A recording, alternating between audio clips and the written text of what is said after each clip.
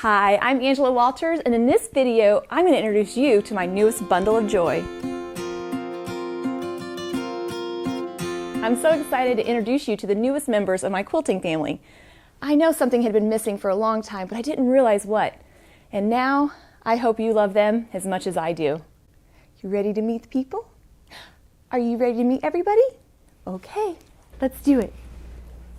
Without any further ado, I want to introduce you to my brand new machine quilting rulers, Squiggy, Shorty, Slim, and Archie. I've been machine quilting for 15 years, and I finally teamed up with Creative Grids to develop my own line of machine quilting rulers, and I am so excited about it.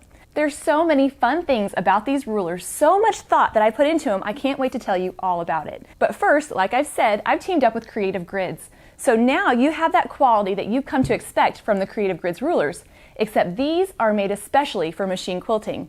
What does that mean? First and foremost, that means that all these rulers already come with the grip on the back. That's right, no more putting tape, glue dots, nothing like that. It's already on the ruler. Besides the grip, I've designed these with the home quilter in mind. Now, even though I work on a long arm, I also quilt on a sewing machine, and I wanted these rulers to be small enough to fit within the sewing machine, but big enough to be versatile. And so we spent a lot of time coming up with just the right lineup of rulers to help you master machine quilting. Another thing I think you're going to love are the markings on the ruler. In my machine quilting classes, I always talk about the importance of having markings on your rulers. That's what helps you align your quilting to the previous line you just did. But we've taken it a step further. We not only have great markings on here, ones that you're going to use, and I can't wait to show you how, but we also have them in black and white. That means no matter what kind of fabric you're working on, no matter what kind of quilt, you're going to be able to see those markings. If you're working on dark fabrics, the white will show through. If you're working on light fabrics, the dark will show up. And if you're working on a multicolor quilt, you're going to be able to see exactly where those lines are. I think that this is something that will make machine quilting so much easier. So we've added the grip to it, we've used markings in different colors, we've designed this in sizes that you're going to actually be able to use on your sewing machine. But the thing that I'm really the proudest of is that these 4 rulers are going to help you do a range of quilting designs. Now they might look a little different, but I can't wait to show you what each one of these are going to do. So let's get to it. Ooh, which one do I pick first? Ooh, let's go with Slim. Slim is like your go-to ruler. This great straight edge is going to be perfect for stitching in the ditch, dot-to-dot quilting, or creating geometric looking designs easily. But what makes him nice and fun is he isn't too long. That means when you're placing him in your machine bed, you don't have to worry about it running into the back of your machine. Another thing that I love about Slim is the curved top. So one side is curved. Why is that? Well, it's not because we ran out of points. Ha, ha, ha.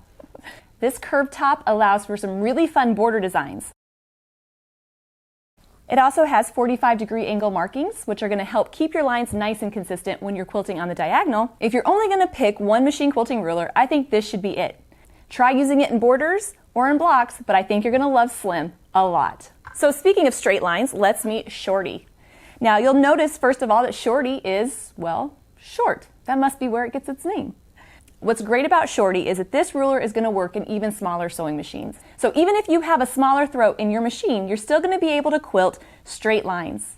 He isn't just for straight lines though. We've added some needle stops on the bottom. What this will do is allow you to create a continuous design. So with the curved top and the needle stop, that means we're going to create some really fun designs with this ruler.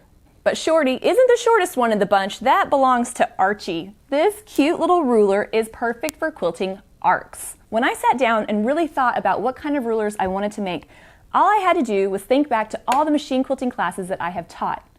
As I teach classes, I see what designs people have trouble with. I see what things that a ruler would help, and arcs are one of them. The problem with quilting arcs is you'll quilt one side perfectly fine, and the next side looks like a drunk monkey did it. Now that is completely normal. We all have one side of a design that's easier than the other, but what Archie is going to do is keep it nice and symmetrical on both sides.